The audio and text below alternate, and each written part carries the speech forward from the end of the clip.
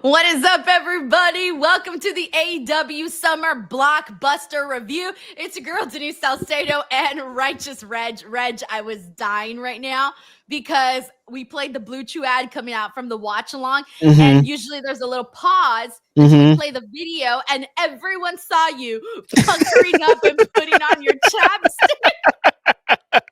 Everyone saw Reg. Worst timing, dude. Why right there? And the video wasn't, the Bluetooth wasn't playing on my side, so I didn't know what time. I was just like, I hope this is working out. Like, I hope it doesn't work, but it did what it did. It's your favorite rapper, your favorite writer, your favorite podcaster. We're here. It's the post show. Denise, Reg, California Connection, bunch of the homies. Very excited.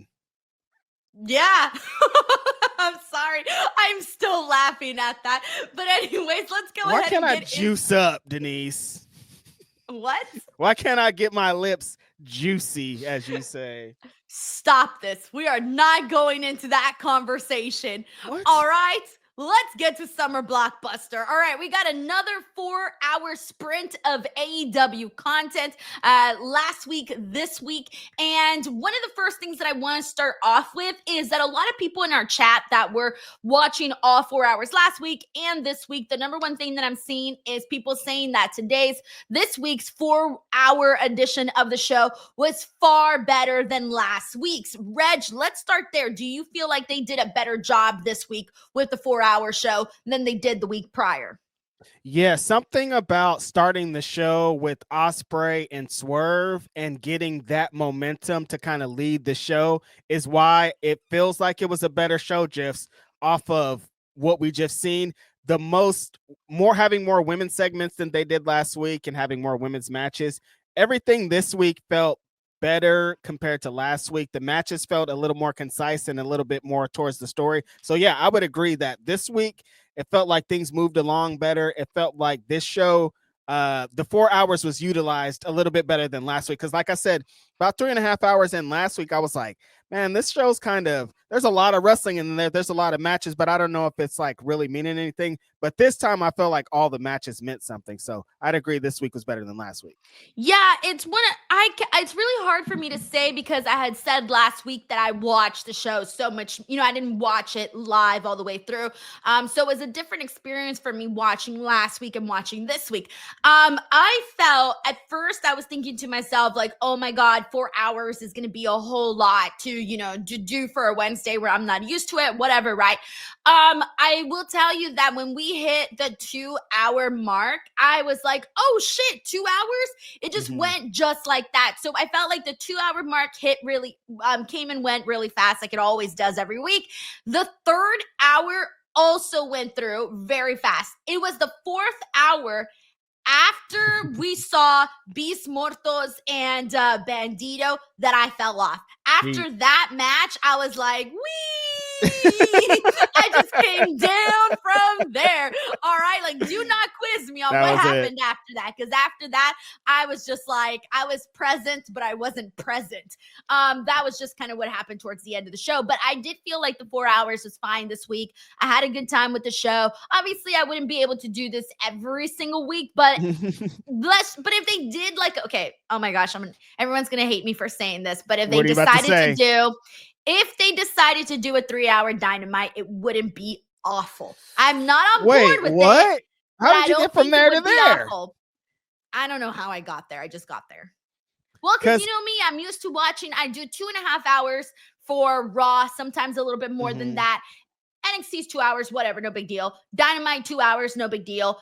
SmackDown, I do 3 hours. So I think doing covering Raw for so many years for 3 hours and still covering SmackDown for 3 hours is what I think prepares me for these 4-hour kind of shows. Okay, so this is just like a regular day in the office for you. I do think it's funny how they kind of split the shows up and like essentially it's 2 hours of Dynamite, which like we felt like kind of flew by. And then the part that Denise didn't like as much is considered the collision half. It was literally like the last 30 minutes of the show, though. Like I'm talking about the tail end of the 4-hour patch, the last. So you didn't like collision, Denise, is what you're saying to me. The collision portion was 2 hours, and I liked an hour and a half of it. What part? Like I said, I liked Beast Morphos and fucking Bandito. What? You don't remember nothing else from it. Not one thing. Kyle Fletcher and Anthony Bowens. There you go. Yes, thank you. Okay, I'm gonna let you live. You don't Yo, have to get to keep going. a lot happened, all right? I'm sorry if I can't remember every single thing that happened on the Dude, show, which we will I'm get into, crying. by the way. Because we'll get into it. But again, it wasn't painful or anything like that. It was fine. Right.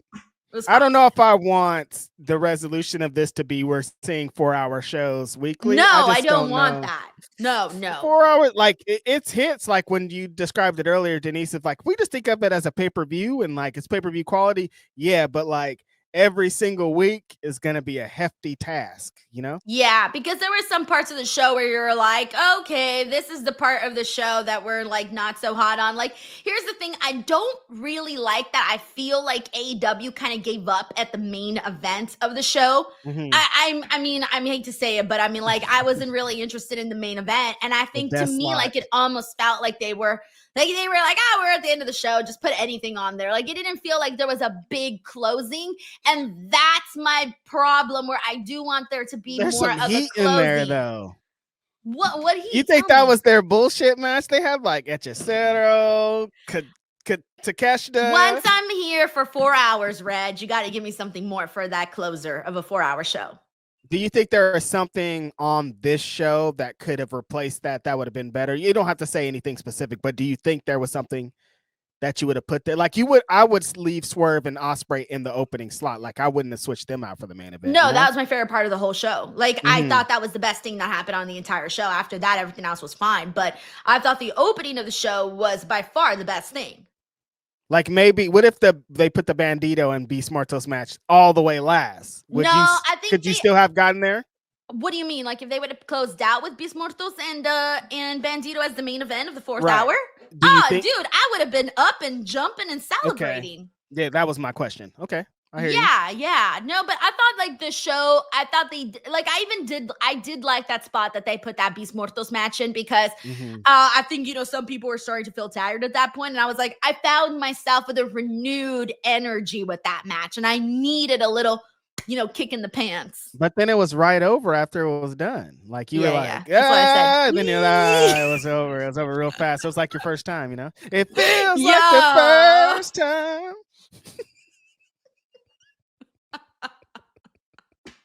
Do you remember what you ate the day that you had your first time? Because I always think about that. I do honest. Okay, you know what? Fuck it. I can't. Anybody here in the chat, if you're in the chat or you watch this on replay, if you get to this part of the video, do you remember what you ate the day that you had it for the first time? No, it doesn't ring a bell. You don't remember what you ate that day? Like before or after? All I remember. No, listen, let's move forward. This is going to go to. I remember mine. I'm not sharing it though. All I remember is. So I'm not sharing mine. No. You remember it? Was it fast food? I'm too embarrassed to say. It was Sonic, huh? No.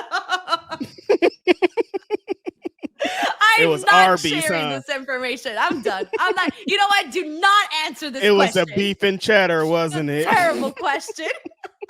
You asked the question. I remember, actually. A couple of people did share theirs in the chat. All right, whatever. I'm moving on. How do you guys store that memory? Like, oh yeah, and then I had a cheeseburger later that day. Well, because it was a big important day for me. Yeah, everything's very ingrained in my mind that day. I remember exactly what I ate right afterwards. I'm sure you went and journaled about it, and you fucking looked at your fucking we need to move on. I don't even know. Okay, let's. I wasn't an Instinct girl. I was Backstreet Boys girl. Oh, that's right. All right, Raphael. Right. And you were probably 25 at the time, so. What the hell is that supposed to mean, Reg? What the hell is that supposed to mean? Nothing's wrong with that. It's not about the time or age. Like you could be 35 like you are now and I am not 35. There's nothing wrong. Listen, if you're 35 and you've never had sex, that's okay. How did we get here? Stop. I'm saying We're gonna get canceled. We got Raphael Garcia here. We are too deep in the weeds. This is all your fault. I'm trying to move on. I'm seriously trying to move on. We This got is 4 all hours on of you. wrestling to get into. All right, we got Rafael Garcia who says, Anthony Rafiq Khan, I understand the NBA finals and overrun on 4 hours is excessive. Going back to 2 hours will be jarring, but I can do change. Yeah, I mean, I don't know why he does the overrun on 4 hours. It does Yeah, feel a little excessive. I don't even know how long right. that overrun went, but I feel like he does it because he's like, oh, It here's feels an like extra a few bit. minutes. Yeah, right. Denise, like It's a we've already rib. went 4 hours, and you're like, actually, here's like 9 more. Also, you're like, but we've been going for 4 hours already. Yeah, I don't know what I'm curious as to what the reason for that is. Probably just because they got it. Maybe. I think it does have to do with basketball because basketball's still going on at the time. So they're just like, Maybe. let's keep Okay. going until the game's over or whatever, you know? Okay. Okay. That's fair. All right. Mhm. Thank you so much, Rafael Garcia, for sending that in. All right. So let's get to it. I wanted to kick things off then with what I said about my favorite part of the show being Will Ospreay and Swerve Strickland. So Mhm. I was like, vibing with this match, and one of the things that I liked was that we have known for such a long time that Will Ospreay and Swerve, they're on good terms, they're friends, they respect Yep. each other, they always put each other over all the time. But in this matchup, though, the way that they were wrestling each other was kind of nasty. And they were not acting like they were friends at all, which I guess Mm-mm. is a good thing because they respect each other enough to go full 100% in the ring with the other person. But I felt like Swerve was like going in there and just being like, shit, like trying to kill Will Ospreay. Will Ospreay was then hitting him with a bunch of hidden blades. I lost count with how many I feel he hit Swerve throughout this entire matchup. And that was the part that kind of got me going, like, oh shit, like what's really happening here with Will Ospreay and Swerve? And eventually they ended up running out of time for this match. And I thought, oh Jesus, they better restart this match. And Swerve cuts this promo and basically says, like, I know what kind of man you are, Will Ospreay, and I know you want to have an actual winner. I think we should do sudden death. And I'm like, fuck yeah, like, all Let's right. do it. Usually AEW, whenever a situation like this occurs, they always restart the match, or not restart Give the the match, but fans what they want, right, they give the essentially. fans what they want. We get the Mhm. extra 5-10 minutes, whatever, so be it. Mhm. And this time I was not expecting for the Death Riders to go out there and the Young Bucks. And what ensued here was then an attack where they attacked Will, they attacked Swerve, and to the point where Swerve was about to be taken out by the Young Bucks with the two thumbtacks on the shoes and the spikes and whatever. But Mm. instead of getting the BTE trigger from them or the super kick or whatever they did, Will Ospreay ended up throwing himself in front of Swerve and essentially taking the bullet for him. And at this point, Will had already gotten hurt way earlier in the match where it looked like he had a broken nose or something. So this Mhm. man was on his last legs here in this matchup. So that was a really pivotal moment. So let's just kind of talk about what went down there and how you felt about it. Yeah, there was kind of a lot that went into the match, Denise. I think Swerve, what I was saying during the watch along is I think Swerve felt a little bit of disrespect that Osprey even pitched the idea of working with Hangman because I think he still has a deep hatred for Hangman. He still thinks about the moment, like he's remorseful. He said that how he feels, but like in this moment, being like, "Hey, you need to help him become world champion." That feels kind of disrespectful to Swerve because he feels like he still wants to be world champion. I think there's also that thing of the relationship that Swerve and Osprey have of like this older brother, younger brother thing. They've known each other for a bunch of years. And Swerve hears things. He watches interviews. He sees the internet. He sees everybody saying Will Ospreay's the best wrestler in the world. Will Ospreay's the guy. He's the next step. Swerve in his mind believes he's the next guy. He believes he's the next world champion. He believes everything that you're saying about Will Ospreay that you should be saying about him. So I kind of feel like he went into this match of like, I'm about to show this fool. Like, you guys think this is the guy? Actually, I'm the guy. So a lot of it was just like him taking Will Ospreay out of his element, just putting a beating on him. But then there's also that bit of respect, Denise, in there of like, but also this is my guy. Like, I don't want to absolutely destroy. And I think that's what kind of came into the wanting to restart the match of like, I know how you feel about wrestling and respect and wanting matches to end in a fair way. Like, let's run it back. That's where that thing kind of came in. But all of it, I think, came into being a great match. Osprey utilizing the hidden blades to try to take out Swerve and not really working. Swerve using, like I said, just that overwhelming, I'm older than you, I'm a veteran. You use some moves that I invented in your thing. Like you've watched me on tapes and like, here's the real thing. I think it was a real great kind of student teacher thing. I'm mad that we got gypped out of a real ending, them ending on that the time limit draw. It's funny, Denise. I get kind of annoyed when they have the Continental Classic or whatever. They'll have the referee or they'll have the timekeeper being like 5 minutes, 10 minutes, 50, blah, blah, blah. They didn't do that here. So they weren't prepping us for this being a time limit draw. I didn't even know that that was a possibility. To the last few minutes, I felt that they did. The last few And minutes, they were like, a minute left, 30 Taz, seconds. though, you had to listen to Taz saying it in the thing, and you had to blah blah blah. But usually, I want it to be consistent. At least, like if you do it over here, if you're gonna do it in all matches or do it blah blah blah. Like make sure it's kind of known, because being like, actually, this is kind of be a time limit draw was a little bit jarring, because I feel like these two guys, with how the match was being worked, they still had some stuff to do. They still had more to go. They were just getting, that was like a third gear. They had fourth and fifth gear to really get kicked into. But I understand. I really like the aftermath of, I didn't like the Death Riders being there. Denise still hasn't explained to me why they were there. I don't know that Moral part. support for the Young Bucks. Sure, even though John Moxley's like, I hate these guys or whatever. I don't know what their relationship is. I thought they were friends now. Are they, because they were in a match together? Yeah, they're friends now. They get along. Yes. But what were they doing in there? Whatever. When the Young Bucks got in there, I think that's when it got good, because we were talking about in the match, Denise, Swerve and Ospreay kind of had like matching gears too, and I was like, well, that's they didn't. It just looked similar from far away, but I don't think it was colors done purposely though. Not at all. I think it's just similar color scheme. Like if I saw those two guys, I would think they were in a tag team, which what Denise kind of hates when you do those things, as she said later in the show.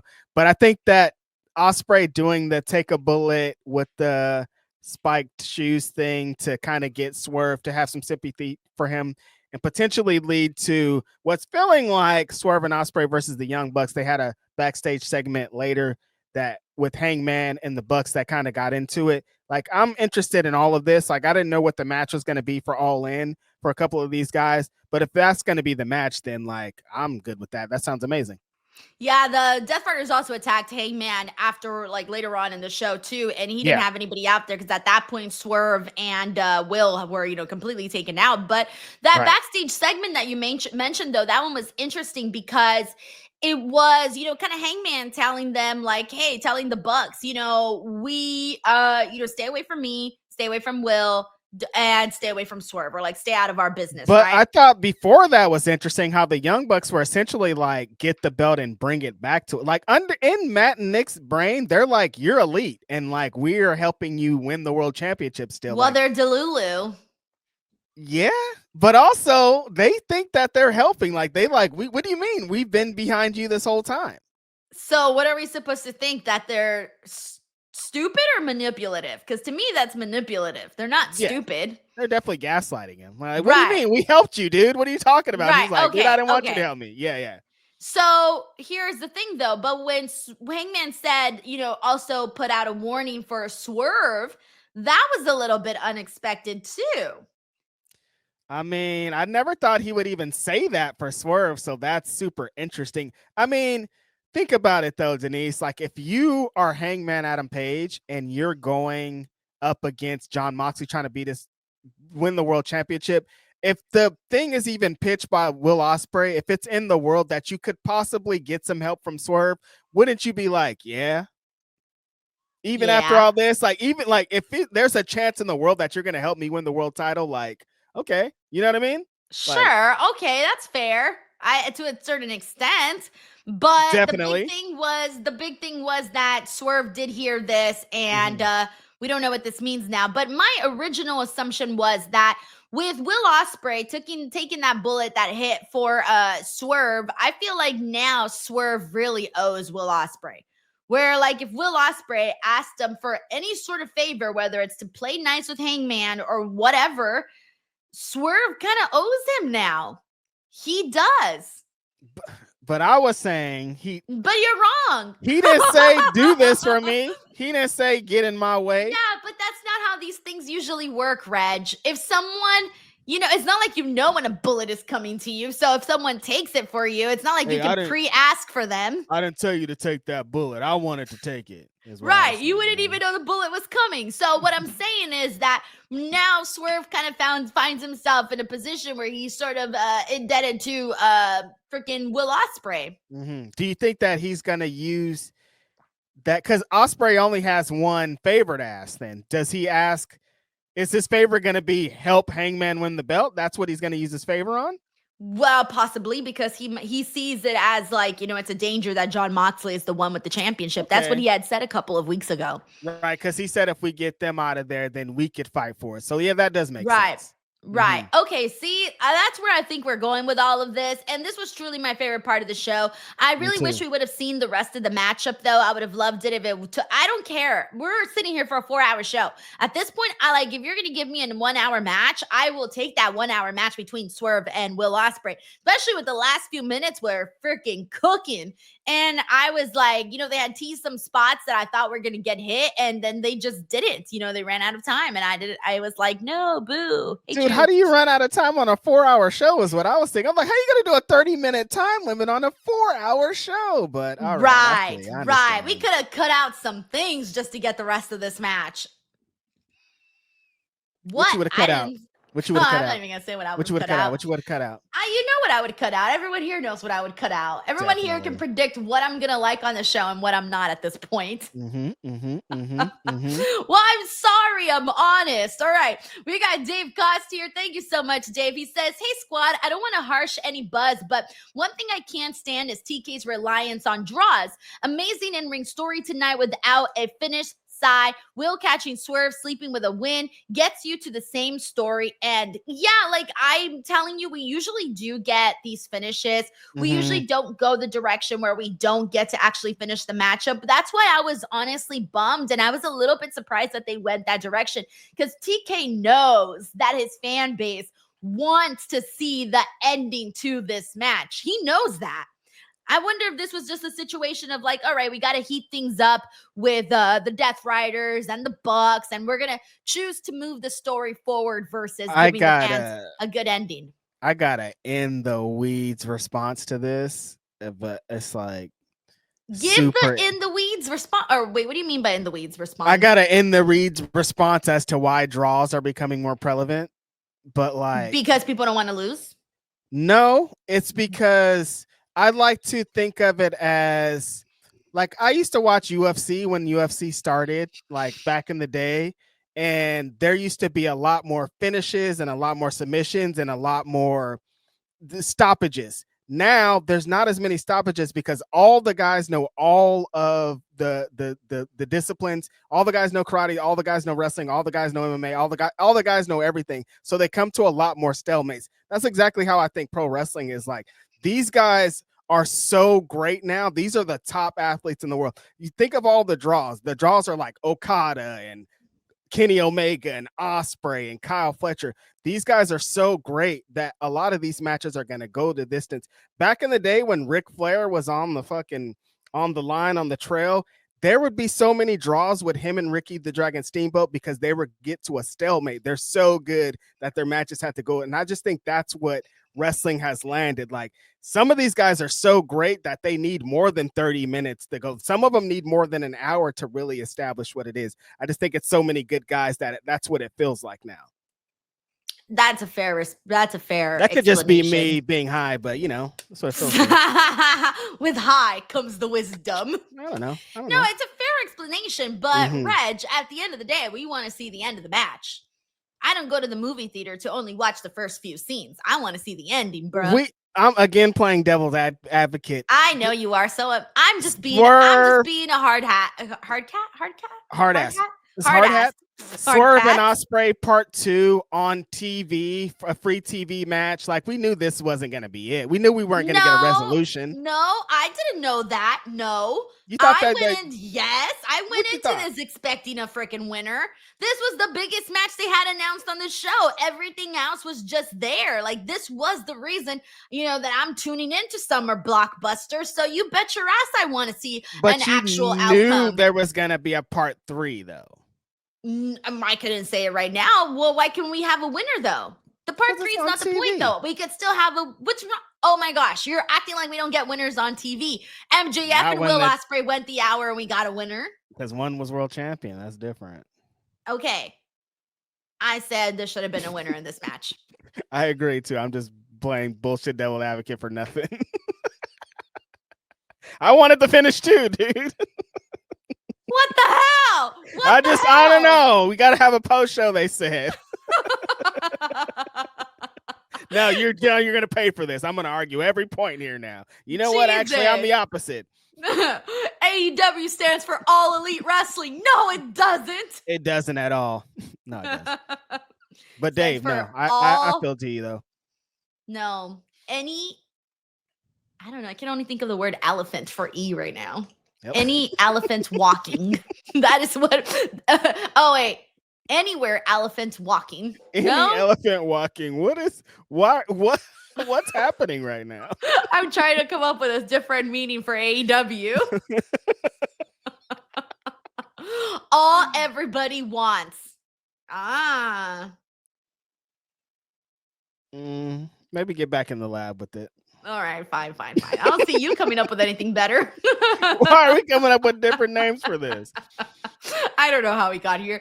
Thank you so much, Dave Cost, for your generous super chat. We also got Megan Loves Pro Wrestling. Thank you so much, Megan, for hanging out here with us. She also says, you guys need to chill on the 5-minute overrun. The night was awesome. Felt like I was a one-woman cheering squad. Sometimes, though, Kyle Fletcher pointed at my sign, heart. I have no voice for tomorrow. Worth it. Love you both. Megan, I'm so glad you got to attend the show in Portland and have a good time. You guys certainly got your money's worth. You got 4 hours of content. So it sounds like you had a good time, especially if you lost your voice. It sounds like it was definitely worth it. And I'm glad that you had that moment with Kyle Fletcher. Kyle Fletcher's the man, bro. I like Kyle Fletcher. He's the best. He's so cool in moments like this. He's going to be a gigantic baby face one day. It's going to be set up for that. I see him as a heel. I guess maybe I just don't have the vision of him as a baby face right now. But yeah, you're right. He will be. It's going to be up for him. It's going to be super up for him. With the pink and the little pit bull look. It's in there. People just don't know yet. Now they're just like, what? But when they start to get it, then it's out of here. Megan, I feel think once he grows the hair back. The hair, that plays a big role. The hair gives that boyish charm where people are like, oh, look at him. He's so cute. Let's cheer for him. Definitely. Megan, win, lose, or draw, you got to see Swerve and Ospreay go bar for bar. Like, I can't take nothing. I would have went to the show just to see that. In hindsight, again, I would That's because you're a mark, Reg. A mark. You're like, I would have gone to the show regardless. It was a great match. All right. Thank you so much, Megan. Let's just go down the line. How about that? We're just see, look, people are throwing in some good options here. Glenn says, oh wait, where did it go? Delara says avocados every Wednesday. Oh, that's a good one. I'm in for that. There's Ope A3 Pro Wrestling who says apple eating worms. That's a good one. Yeah. Okay, see? If you guys get to this part of the podcast, give us another meaning for AEW. Yes, sir. All right, let's just keep going down the line. Mystico versus Blake Christian. A fun matchup here that ended up seeing the Hurt Syndicate basically like walk out there. And we ended up getting a beating of MJF beating on Mystico. And it was just, and the Hurt Syndicate too. But eventually Speedball Mike Bailey, Kevin Knight, and Máscara Dorada's music hit. And then they ran through. Helping out Mystico on that one. But Mystico did defeat Blake Christian with the Spanish Fly.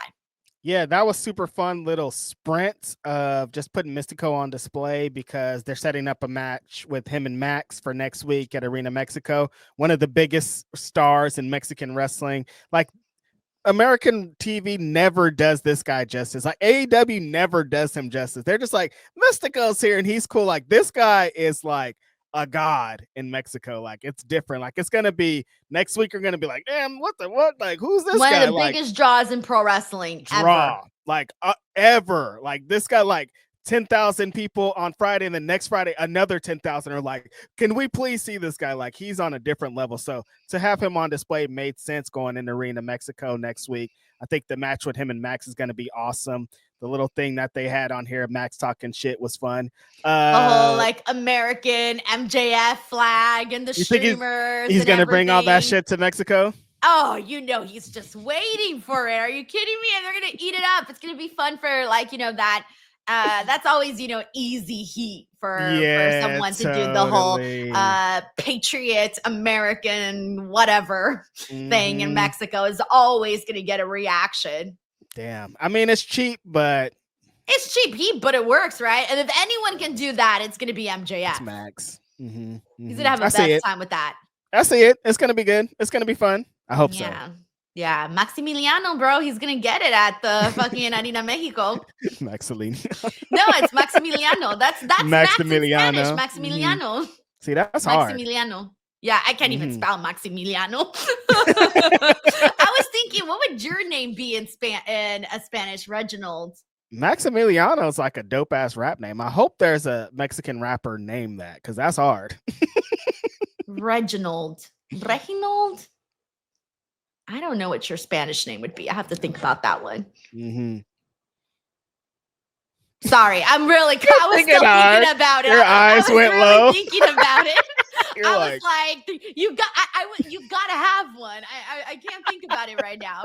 Reginald. So funny. Ronaldo. Megan says Ronaldo. Ronaldo. You can be Ronaldo, Rogelio, or something. I'm just giving you any R name at this point. It's a different one. You're switching it. That's too funny. All right. We got Megan here who says, I thumbed down Vanilla Baby and he cry-faced me. Yo, see, that's what I did like about this show is like there were some connective pieces. It was funny. Eventually, somebody was like, oh, it feels like we've seen Don Callis like 20 times. You were like, I think I've seen Lance Archer like 20 times. But I did like how Blake Christian was in the match with Mystico earlier in the show. And then later, Ricochet had a backstage segment where he was talking about his group that he's trying to form. And Blake Christian and Lee Johnson pulled up to be like, hey, let's be down. And he essentially told them, you guys got to get better at this if you want to be out here. But I like the interaction and I hope they do more together.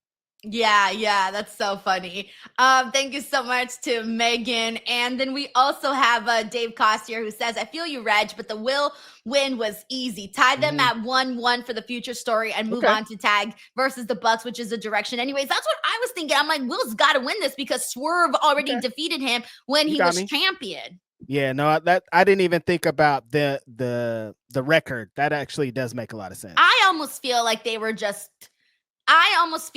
went with this direction just so that they wouldn't pick a winner. Yeah, finishes are hard. I didn't love it, honestly. I think it was kind of a cheap way out. You already defended it, Will. I mean, Reg, you defended it for 30 minutes right now. Listen, the game is the game. My point was cooking, and I want to clip that and leave that for later because I like that point a lot, but I don't, It should have been 1-1. I do agree with Dave. It was very easy for them to do that. And then be like, down the line when that part 3 match happened, okay, we're 1-1. Hey, who's going to be the better man? Like, let's just, go with it. I don't know. The reason why Dave is really also right, because the segment with the Young Bucks would have worked either way. Like that, they didn't do anything to mess up the finish. Like they came after the finish anyways. Like it didn't matter what the finish was regardless. Yeah, so, exactly. Yeah. But no, you had to fight me for like 20 minutes. I like that point, Denise. I'm done with you. All right, Dave Cost, thank you so much for the super chat. Anthony Davis has Amamos el Will. Ospreay. Amamos el Will. I love it. That's so funny. All right. Right after this, by the way, we got right into the Hurt Syndicate matchup, the trios that they did with Kevin Knight, Mike Bailey, and Máscara Dorada. So they did that whole thing. This is when MJF was also wearing the MVP gear. That was very funny. I did like that. That was cool. I like how Mike Bailey and Kevin Knight have been working together. I think they've been doing a good job. Two guys that, we're obviously expecting some pretty cool things out of during their AEW run. What stood out to you in this matchup, Reg? I hated it. Was it like the format of the show? It kind of felt like it was a little all over the format of this match kind of felt a little bit all over the place. When Bobby and Sheldon came in, they just wrecked everybody, and I'm tired of it. Like, I But like they these hurt guys. people, I know Reg. everybody's like, yeah, because they're big and bad, but like, this can't be every time. Like, we're supposed to believe that Mike Bailey and Kevin Knight are next up, and they fucking wrecked them, and that's what they do every time. And I know that's the deal, but who are you guys not gonna wreck? Who's you have to be setting up a Until they team. get two guys that they feel like they actually might want to push and Until they really do get something two with. fucking makeshift guys together to fucking do it and ruin the goddamn tag division. If get an established tag team to beat these guys. Where's Buddy Matthews? Get the Hounds of Hell out here. Get when Brian Cage comes, like, their tag teams you can use. I don't want to see you guys to put two singles guys together to beat these guys. But yeah, I like them a lot. No disrespect, but I'm just tired of seeing them throttle everybody. It's getting kind of boring. Because they came in and throttled everybody. Like, Max was in for a good part of the match, and he was having a good time. There were some flips and there were some spins. And then Sheldon and Bobby came in and they just started fucking everybody up. And like, that's not really the vibe for me. Well, it seems to me that that's the vibe of their group. And I know. I think that's the message they want to send through. And I think that's what they're going to keep doing until there's a group that they finally feel, okay, we want to lose to these guys. Who? I don't know who. I don't have exactly. a name. I mean, I would hope that's that the be issue. The Brody and Buddy. We should have 10 names and there's 0. Hey, don't ask me, bro. You're the one who loves the tag team division. I'm the one that's been saying we need more tag teams. Dax, Cash, y'all are bullshitting, trying to fuck with Atlantis and shit, talking shit. Nick and Matt, every time Hurt Syndicate talks shit, you guys are at home, but then when they don't talk shit, here you guys are in fancy V-necks. Do something about this. They're not, though, because they're in different storylines, Reg. They don't have time. They're preoccupied with other things right now. I know what you guys want to do, all of Elite Wrestling. Probably put the belts on Swerve and Ospreay, and don't fucking do it. Just don't. Why do you think they're going to do it? Because that's how do you beat Sheldon and Bobby? Put two guys together. I mean, having the tag team championships attached to Ospreay and Swerve versus the Young Bucks is not the worst idea in the world. And then who are they eventually going to drop it to? That's to the Young Bucks, baby, the greatest tag team of all time, the GOATs, Nick and Matt Jackson, baby. And now then we're going to start all over again. The Young Bucks are going to lose to some random ass team that are going to get pushed for 2 weeks, and then that's it. No, they need to figure it out. I don't know what they need to do, but they need to figure it out. They need more they need a couple of new hot tag teams. Yes. Not the same old. You don't like tag team wrestling, so you don't think. Bro, I'm just trying to tell you how it is, man. I'm just calling it how it is. I just tell you what I see. We got Sven Big here who says, thanks, guys. Catching up at work. You guys are the best. Hand check, Reg. We've had a lot of hand checks, Reg. Listen, it was a long night. Long night. Thank you, Sven Big, for the love, and I hope you're having a good time at work today. All right, so where are we at now? All right, I said earlier the Death Riders basically jumped and attacked Hangman Page, tied him down, taped his mouth, the whole shebang. We kind of already discussed that. Oh yeah, the Ops came out and basically helped out Hangman afterwards, but the rest of the dudes ran off. And that kind of set up the big 10-man tag for Arena in Mexico next week. It's the Ops, Swerve, Ospreay against the Young Bucks and the Death Riders in Arena Mexico. That should be pretty fire. See, that's exactly what they did. Mm-hmm. All right, women's tag team match: Megan Bayne and Penelope Ford versus Anna Jay and Ty Mello. I was so glad that they gave Anna Jay and Ty Mello the match here. I just thought that they were moving good. They had a lot of confidence, a lot of attitude. They were really, really holding their own here. and I really like how they complement each other. I think that Anna and Ty, they don't take away from each other. They actually Mm-mm. make each other stronger. There are very few teams that can actually do that, that they can actually complement each other in such a fashion. And that's why I was on board with them winning. I really wasn't sure what they were going to do here, but they ended up going that direction. And I was a fan of that. I liked what they did. TJ gets the win. Yeah, the Anna Jay and Harley Cameron stuff was fun. I think that was a good way to get both of those women on TV. But seeing Anna Jay with Ty Mello, she feels way more comfortable. She feels like this is like the element she wanted to be in. Like they were tag team previously, but they got locked in this match. I was like, oh, they're right back into what they were. A lot of great strikes from Ty onto Megan Bain. I thought that she came back with the vengeance, just firing off on her. Anna Jay had an extra different, like Ty Mello brought back something different inside of her that did translate into a great tag team for both of them. I thought Penelope and Megan, they look great as a tag team. They have some good offense. I think they play well with each other.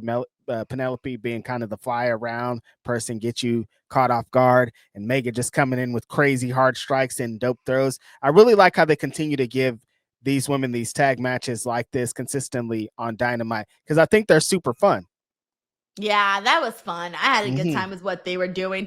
All right, so Kenny Omega, Okada, they after 7 years are gonna wrestle each other once again. But two things came out of this. We got a brand new championship since they are meshing the Continental and International title. And no, they are not calling it the Intercontinental title. They are not.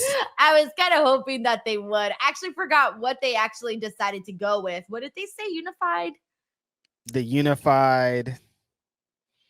Ah, See, I shit. don't remember. Oh, Yeah, unified yeah. title. I don't know. I guess they were just calling it the unified title. No, it has to be more than that. There's got to be more, right? Okay, hold on. I'm looking. I'm slow. They Okay. introduced this new championship, which looks amazing, by the Yeah, it way. was very pretty. They didn't Very have it. shiny. They didn't say much as we thought kind of leading into it. Kenny was just like, look, it's been a long time. It's been 7 years since we first kind of changed the wrestling world. And let's do it again one more time here in the States, here in AEW, what this company was founded off of. We're Bro, going to change it's the just world. the AEW Unified Championship. You The were all telling me AEW you were all telling Unified me there was Championship. extra words. Bro, it's the unified title.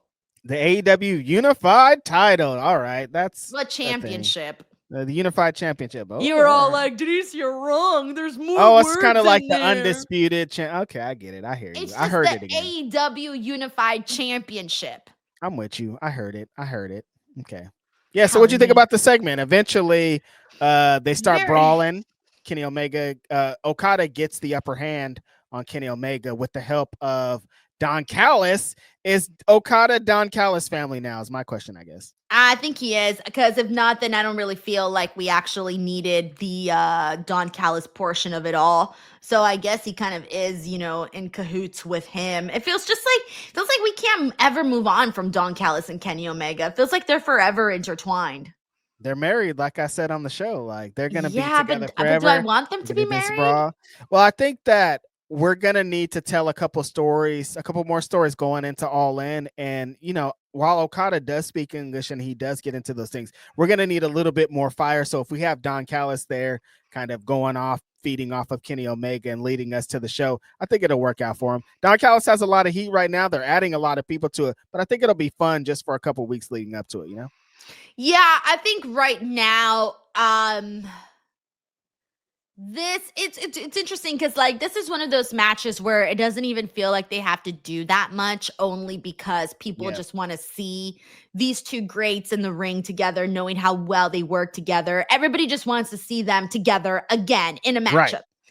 So it almost feels like they don't have to do that much. But at the same time, there's still a lot of 7 years is a long, long time. There are a lot of new fans that are like, why should I care? Maybe they missed the match. Maybe they didn't. I don't know. I do feel like there needs to be that addition. I think they need to reignite that flame between Okada and Omega on Mhm. AEW. Like, give us the AEW version of what is happening between these two guys, because it's mainly all just the history, which is so beautiful.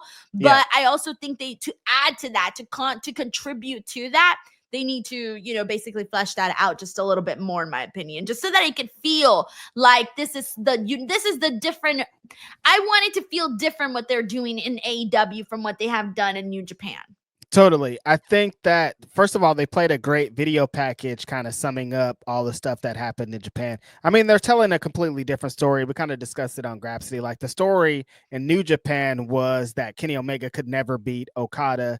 And no matter what, no matter how hard and crazy it was, Okada just always had his number. Eventually, he did beat Okada. So now it has to be a completely different story. We're in completely different companies. Now Kenny's the EVP. It's going to be in America. There's some stuff that's going to tie it together.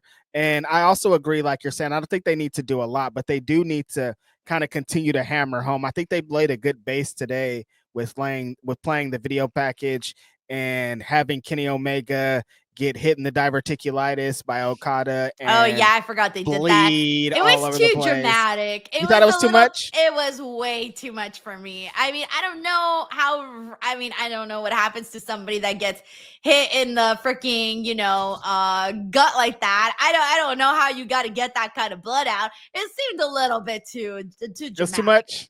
Yeah. It felt like that's a New Japan thing. So maybe you're onto something again, because like they would do that in New Japan.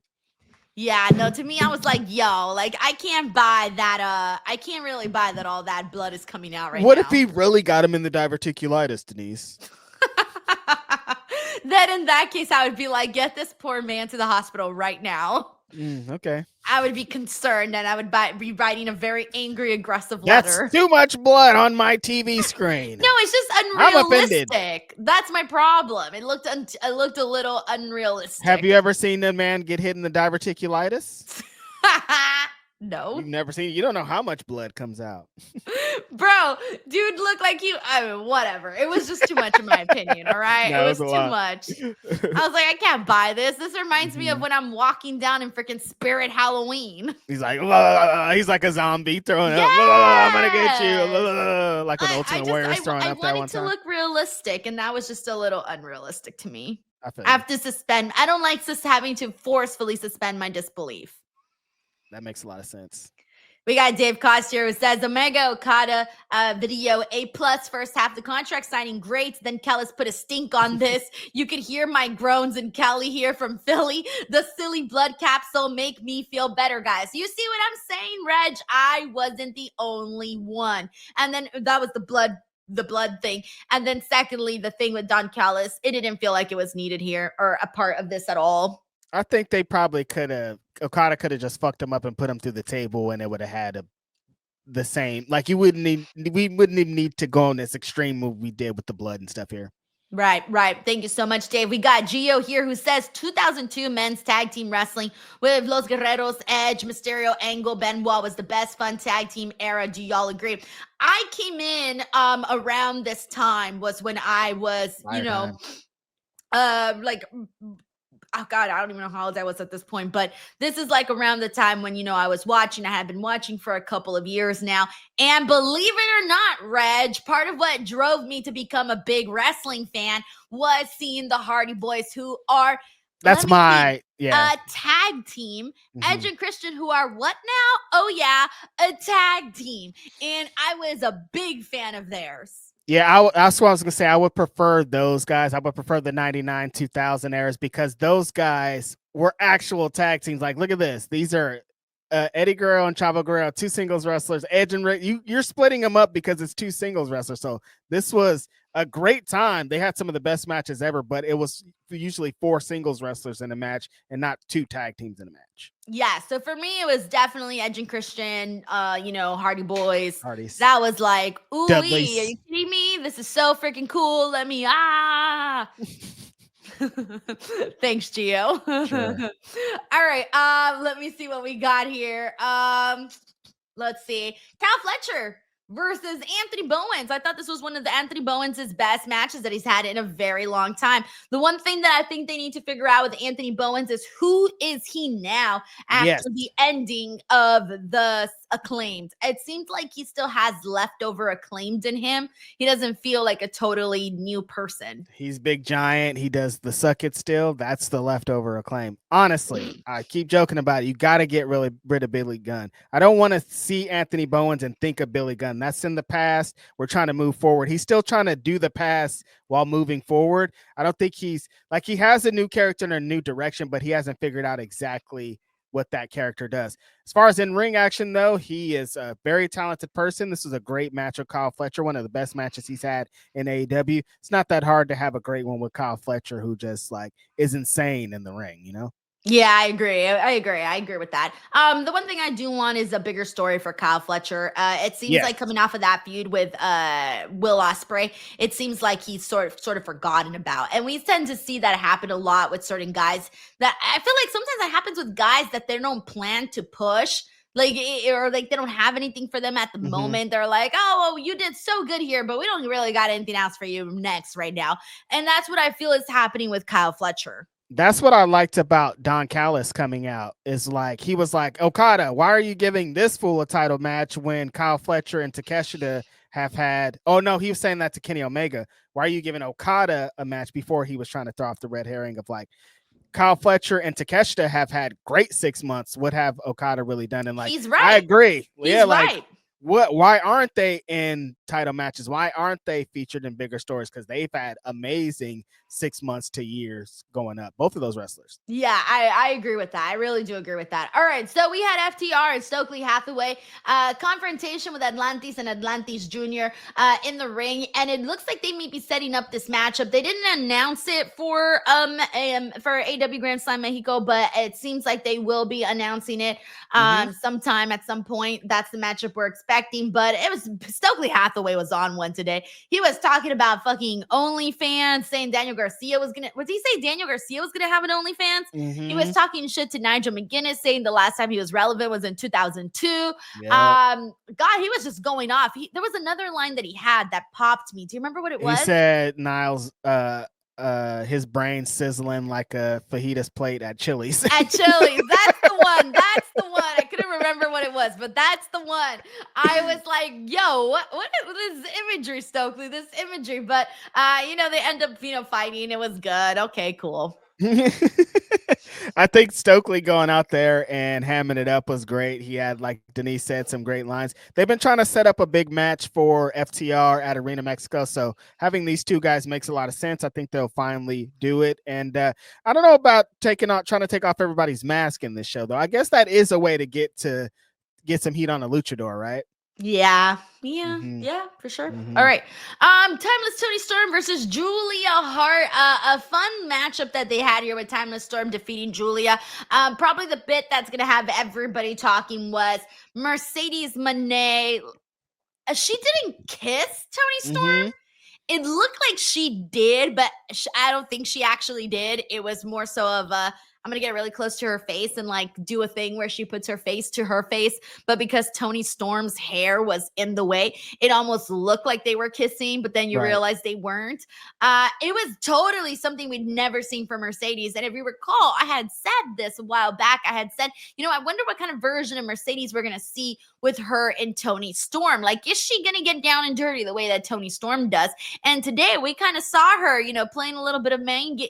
I would say those are mind games, the way that she was kind of acting the way that Toni Storm acts. And I'm sure Toni didn't expect it either. Yeah, because I think that was kind of the thing going into the feud and the match at All In. It was like, well, we know that Toni's going to play mind games because that's kind of what she based her whole thing off. How's Mercedes going to be involved in this? And I think today we kind of saw how we're going to be Mercedes is going to be involved in this, which I think is I'm going to meet you halfway. If this is what we're going to do, then this is what we're going to do.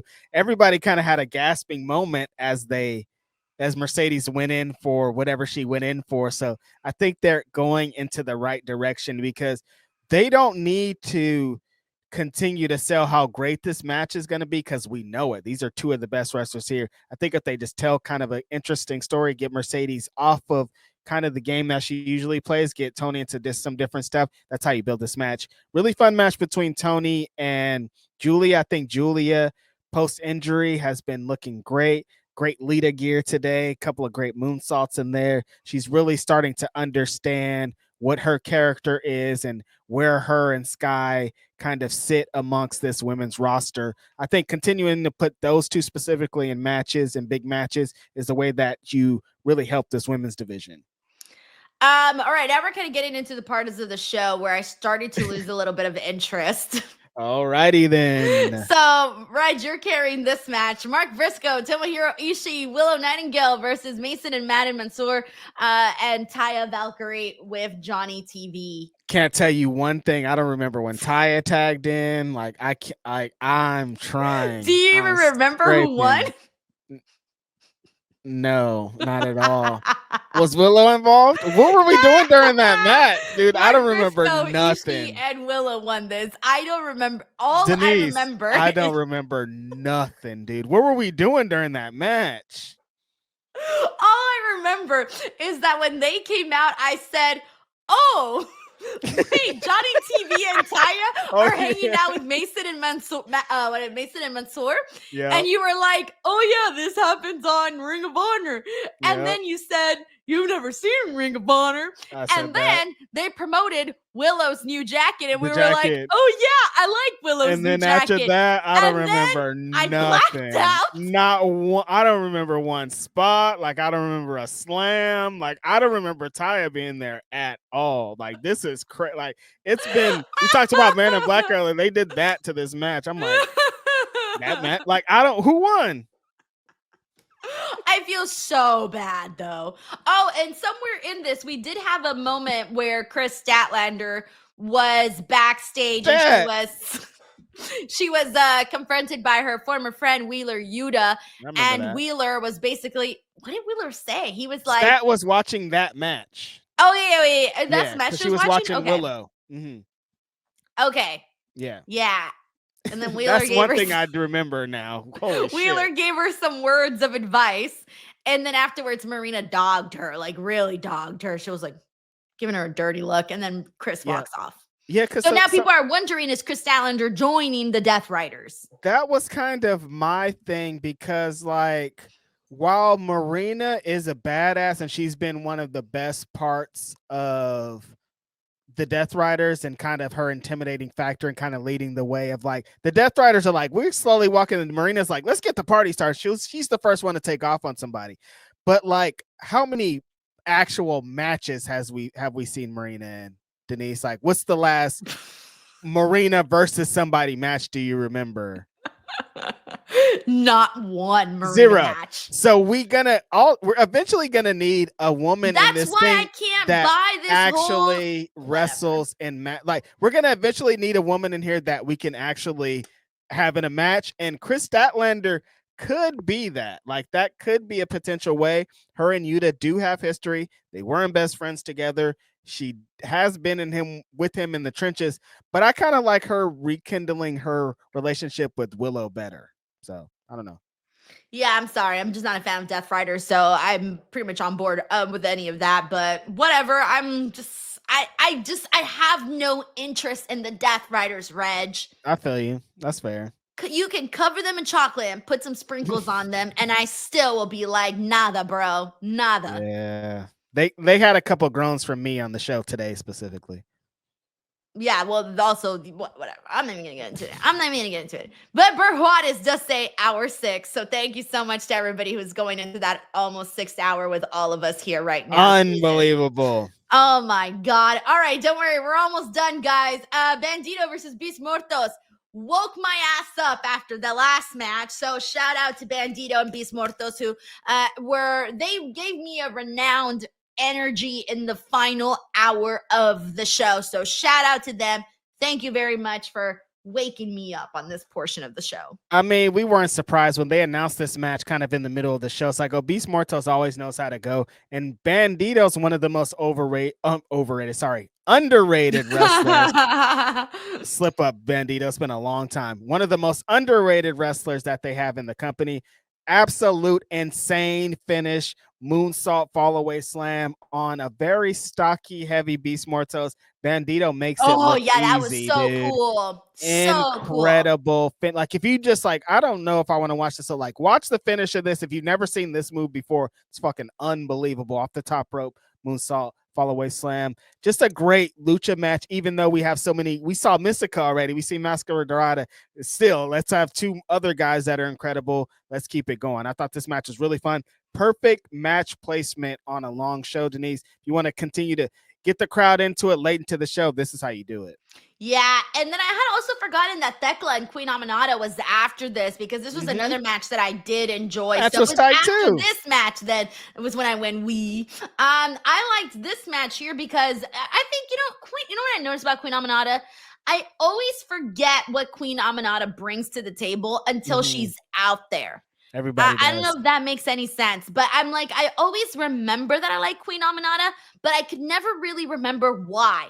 And then she goes out there and I'm like, oh yeah, I know why I like Queen Aminata, but she always feels new to me. And I think the reason for that is that I go long gaps without seeing her.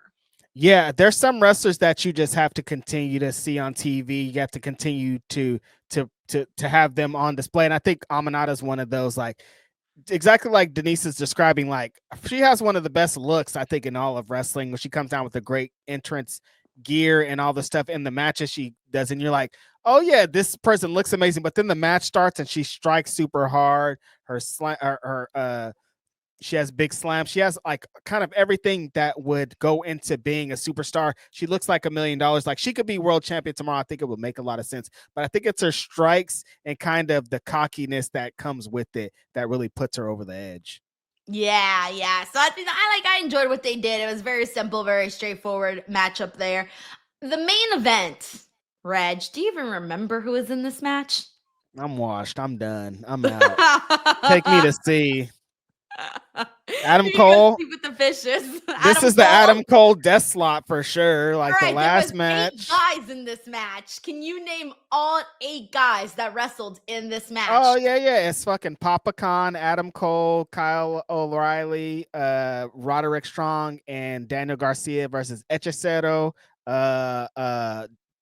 Josh Alexander, Takeshita, and Lance Archer. Good job! You get a gold star. Let's go, baby. All right, do you remember who won this match? I don't remember not one move, not one nothing. I don't remember whose entrance was in it. I don't remember what the commentary said. I don't remember what kind of gear anybody was wearing, what kind of shirts they had on. Nothing.